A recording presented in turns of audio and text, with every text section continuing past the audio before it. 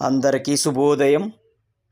ఈరోజు మత్స్యాసనం వేయు విధానము, దాని వలన కలుగు ప్రయోజనాలు తెలుసుకుందాం.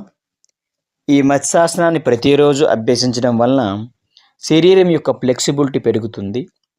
అలాగే ఈ ఆసనాన్ని ప్రతిరోజు అభ్యసించడం వలన వెన్నెముక యొక్క బలం పెరిగి వెన్నునొప్పి నివారించడంలో చాలా చక్కగా సహకరిస్తుంది. అలాగే శ్వాసకోశ సమస్యలను నివారించడంలో కూడా ఈ ఆసనం చాలా చక్కగా పనిచేస్తుంది. మానసిక ఒత్తిడిని తగ్గించి మానసిక ఆరోగ్యాన్ని పెంచుటలో కూడా ఈ ఆసనం బాగా పనిచేస్తుందని చెప్పవచ్చు. ఈ మత్స్యాసనాన్ని ప్రతిరోజు అభ్యసించడం వలన మెడ, ఉదరము, తొడలు దృఢంగా మారుతాయి. మరియు మెడ మరియు భుజం నొప్పులను కూడా నివారించడంలో ఈ ఆసనం చాలా చక్కగా పనిచేస్తుంది. అంతేకాకుండా ఉదర భాగంలో ఉన్న కొవ్వు కరిగించడంలో కూడా ఈ ఆసనం చాలా చక్కగా పనిచేస్తుంది. అలాగే ఈ మత్స్యాసనాన్ని ప్రతిరోజు అభ్యసించడం వలన పారాసింపథెటిక్ నాడీ వ్యవస్థను సక్రియం చేసి మానసిక విశ్రాంతిని ప్రేరేపిస్తుంది. అలాగే శారీరక అలసటను, ఒత్తిడిని కూడా తగ్గించడంలో ఈ ఆసనం చాలా చక్కగా సహకరిస్తుందని కూడా చెప్పవచ్చు. ఇప్పుడు మత్స్యాసనం స్టెప్ బై స్టెప్ ప్రాక్టీస్ చేద్దాం. అలా వెళ్ళకలా పడుకోండి.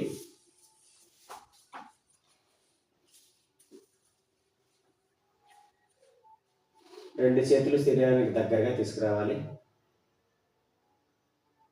ఇప్పుడు కుడి కాళ్ళను మడిచి ఎడమ కాళ్ళ తొడ పైకి తీసుకురండి. అదేవిధంగా ఎడమ కాళ్ళను మడిచి కుడి కాళ్ళ తొడ మీద తీసుకురండి. రెండు కాళ్ళని పద్మాసన స్థితిలో తీసుకురండి. అలా రెండు కాళ్ళని నేలపై ఆనించి రెండు చేతులతో తొడల కింద పట్టుకుని మోచేతుల సహాయంతో వీపును పైకెత్తాలి. తలని నేలపై ఆనించి మరలా మోచేతుల సహాయాన్ని విడిచిపెట్టి రెండు చేతులతో రెండు అరికాళ్ళని పట్టుకోవాలి. ఈ స్థితిలో సాధారణ శ్వాసలో ఉండాలి. సుమారుగా ఒక 20 నుంచి 30 సెకండ్ల పాటు ఈ స్థితిలో ఇలానే ఉండాలి.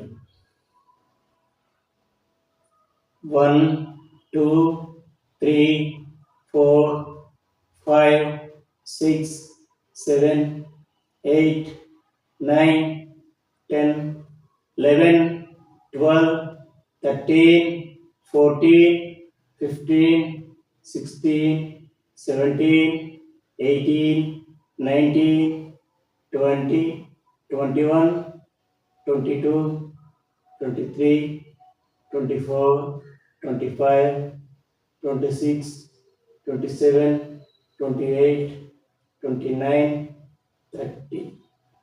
రిలాక్స్. మళ్ళా రెండు చేతుల సహాయంతో యథాస్థితికి రావాలి.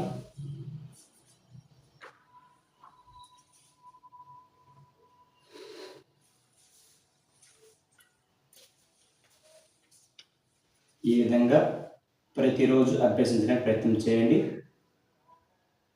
స్వస్తి.